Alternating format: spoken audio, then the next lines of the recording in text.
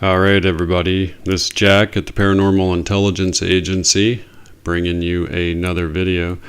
On this one, I thought I would do something a little different for the intro, and then, as always, I'll do a paranormal update at the end here.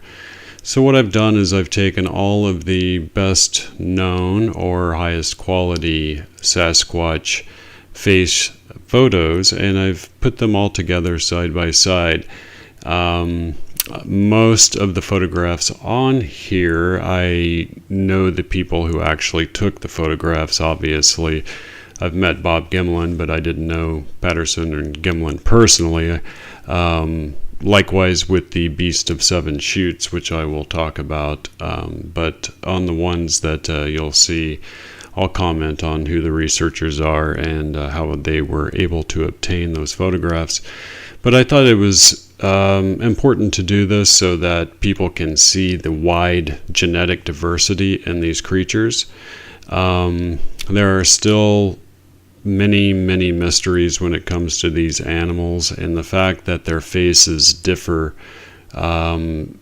so widely, just like humans, is one of those mysteries.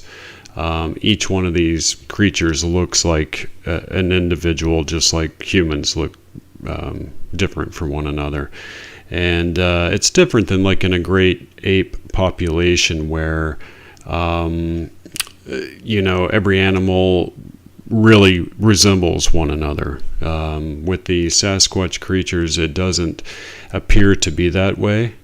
And we all have our theories as to why that's the case. And my working theory is and has been that these creatures are in fact genetic chimeras that were constructed by the same alien intelligence that the United States government and mainstream media is beginning to disclose to the public, if you've been paying attention to that.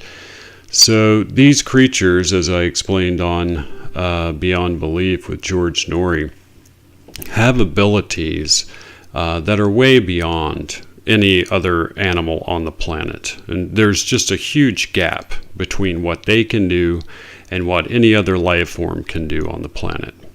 That combined with the DNA that we collected and went into the famous Sasquatch genome study shows that these things are genetic chimeras. In other words, they are a species that has a blended genetic makeup of various creatures.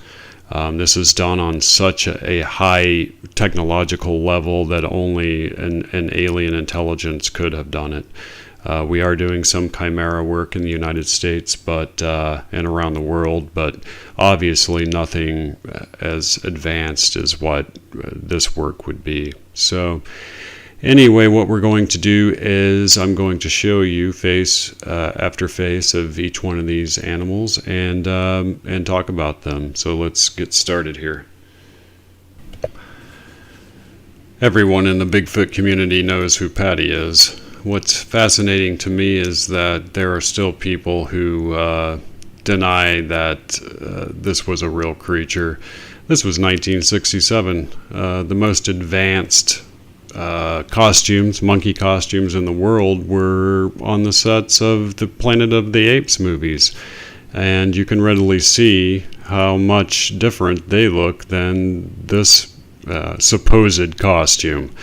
And we are left to believe that two penniless cowboys could come up with a monkey suit that not even the best Hollywood makeup artist could produce at the time. Let's not even mention the fact that the arm length has been determined by scientists to be beyond that of a human being. And she has her fist clenched. And in 1967, there were no animatronics. And so the actual mechanism by which you would need to have that in a suit didn't exist. And there's a whole lot of other reasons, and I won't keep making the argument for this film. But let Patty's face burn itself into your mind, because it's the gold standard. And we'll compare all of the others. And next up is the Beast of Seven Chutes. It's a fascinating photograph. You can see the face is quite a bit different than Patty's. And my analysis, I think that this creature is actually holding a dog. Some researchers think it's, some sort of animal kill that it has. This next one has no name, but what a spooky face.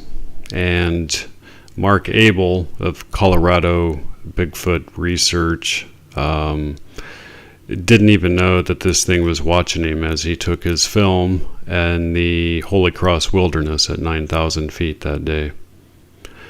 After that, we have Todd Standing's now famous photographs. These have been signed off on by Dr. John Bindernagel and Dr. Jeff Meldrum and a few other highly credentialed scientists. I believe these to be authentic. I did my own behind-the-scenes investigation of Todd Standing before I ever contacted him personally, and I know for a fact that Todd could not have financially pulled off a hoax of that kind.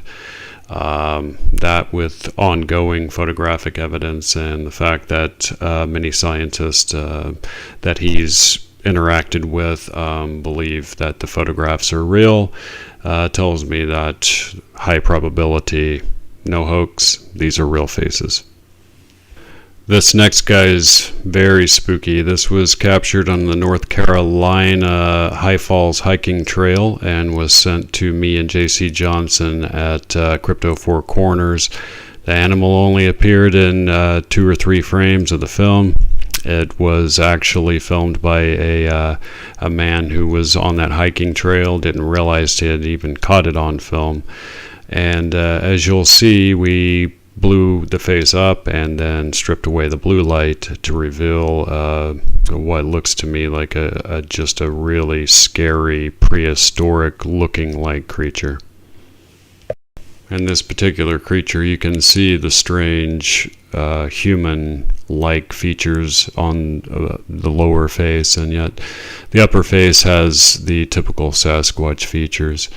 Now we're looking at a photograph taken by Mark Para of Colorado Sasquatch Research, and I think it's one of the best face photographs of a Sasquatch ever, Colorado Bigfoot. And this particular photograph is fascinating because he was able to blow it up slightly and then put it to the right of the original.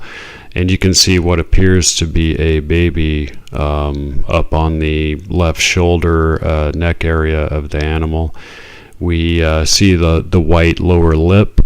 Not really sure why. It has been proposed that that's from licking rocks or minerals, trying to get salt content. So we don't really know. I know Mark was personally, and I know that he was able to get this photograph because these animals were coming out of an area that a forest fire was burning in, and he knew they would have to go through a certain area, and so he got one of the best photographs I think ever taken.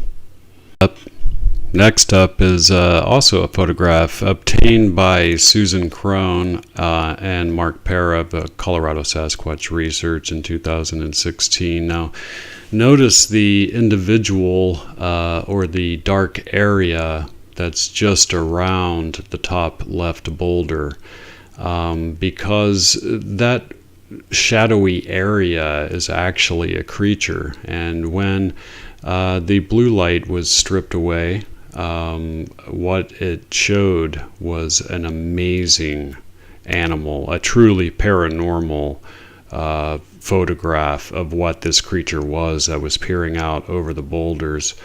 Now this creature, it has the same bare area around its face as Patty and as the creature in the Holy Cross Wilderness, but you can clearly see that it has some sort of strange necklace, amulet around its neck, and the facial features are truly bizarre. Now I know Mark and Susan personally, and they don't bother to hoax anything. They don't have to. They've gotten amazing results, and this is one of them. And finally, we have a photograph taken by Leo Frank in New Brunswick, Canada. This has recently made it onto Paranormal, caught on camera on network television, and you can see the difference here. Leo thinks that this is actually some sort of feral, prehistoric-like human, and it doesn't have the same cone shape head that Sasquatch normally has, and it just altogether has a more prehistoric man look to it. So there we go with some side-by-side comparisons, and now on to the paranormal update. And in the paranormal update, Senator Marco Rubio is seeking declassification of UFO secrets. This is on the Paranormal Intelligence Agency website. It's paranormal-intelligence-agency.com. Log on. All of the links are on there to all of these very real paranormal stories that are coming out even in mainstream media. So this is part of the ongoing UFO disclosure movement. There are senators involved, military eyewitnesses. This ball just keeps on rolling. So we're going to see how far it goes. I believe the inevitable question will come down to alien abduction, and that's going to begin to truly horrify people as they continue down the rabbit hole of UFO and alien disclosure.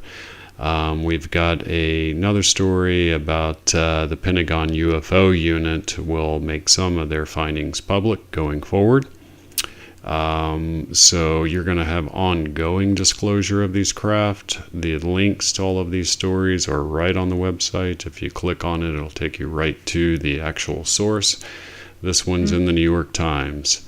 And so this is a big deal. There's all kinds of information coming out now that UFO investigators like me have dreamed of forever. So looks like our dreams are coming true.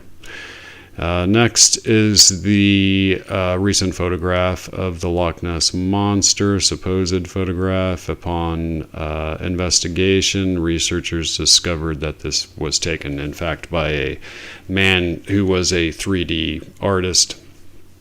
At the same time that this photograph surfaced from this individual, there was a catfish that had been caught in Wales. The back of these catfish have spots, and those spots are like a fingerprint, and so they were able to match up the catfish in this photograph with the spots on the back of the animal, and proved that it was manipulated. So that one is put to bed. And finally, or one of the final big stories happening is Bob Lazar.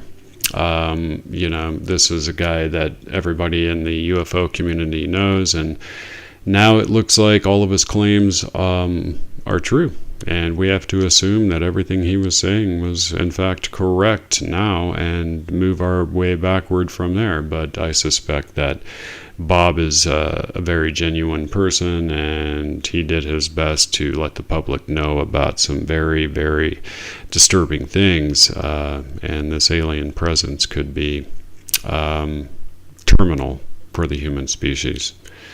Going on, we do have a brand new subscriber report of a Dogman eyewitness.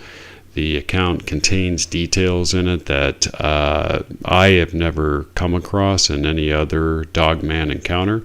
And again, that's available to the subscribers to the website. So subscribers out there, make sure you log on and read that report. And finally, the Pentagon is going to launch a task force to investigate UFO sightings. Donald Trump in April called the footage a hell of a video, but told Reuters he wonders if it's real. And the fact that a sitting president is talking openly about UFOs at the same time that the military is releasing videos and military eyewitnesses are appearing on television shows means this is a concerted effort at disclosure. And I will see you on our next video. Thanks again for being with me, guys.